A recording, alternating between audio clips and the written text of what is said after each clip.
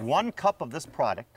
All right. 1 cup of this product has 32 calories. So it's low in calories. It's got no fat.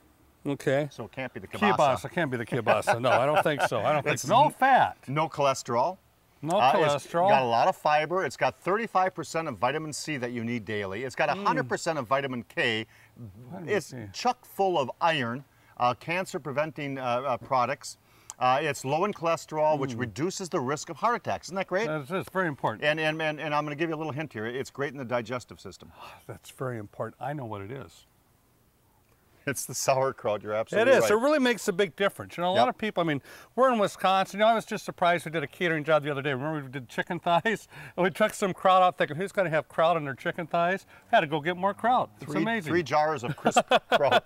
But very good. Crisp kraut on here. Yep. Talk a little bit about the award-winning, you know, pepper cheese, peppercorn cheese, little onions, tomatoes. You can do a little whatever you'd like to, decorate them. But it's very good, and I love it. It's just great on the sandwich or just on the side. It is. You know, we had a chance to visit during harvest time. The good folks over in Bear Creek, Wisconsin, Ryan M. Downs, and the Great Lakes Kraut Company. There are nice folks there. Yeah, let's take a little gander, shall we?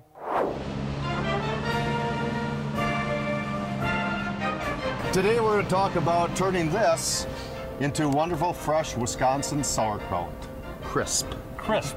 And here to help us with that today, we have Ryan M. Downs. Ryan, thanks so much for being with us. We do appreciate it. Yeah, well, thank you for having me. I appreciate it as well. Now, a family-owned business Since about 1900 is when the company was founded here in Bear Creek, Wisconsin. And you're what generation? I'm 4th generation. 4th generation. 4th generation. And you have a few other generations back at home, I understand, and maybe taking over. Yeah, we'll see if they're interested. Of course, we're talking about crisp kraut. Wisconsin produces like 85% of the nation's kraut.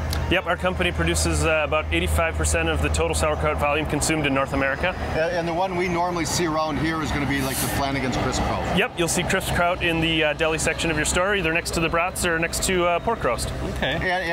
And right now is harvest time, but let's talk about the whole process, shall we? In Wisconsin, we plant the plants about what time of the year? We typically plant in Wisconsin right around May 15th. May 15th, harvest time? Harvest time starts typically Labor Day and runs through early November. And Merrill, how many tons of cabbage do you think they process here? I'll bet you over a ton.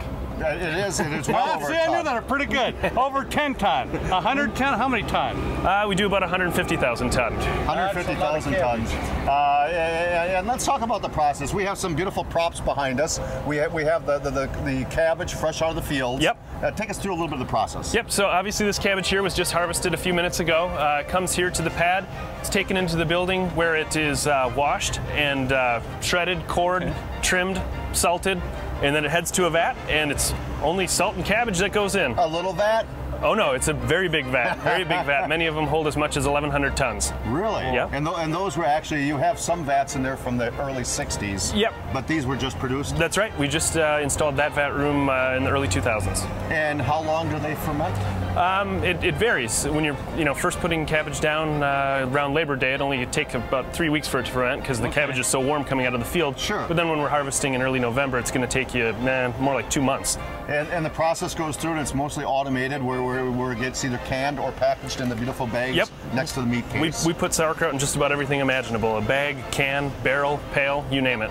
And we're doing a little recipe for you today, and over the course of the years, I think we've done so many different recipes with crisp kraut. It's amazing. Oh, we have. Happy to hear that.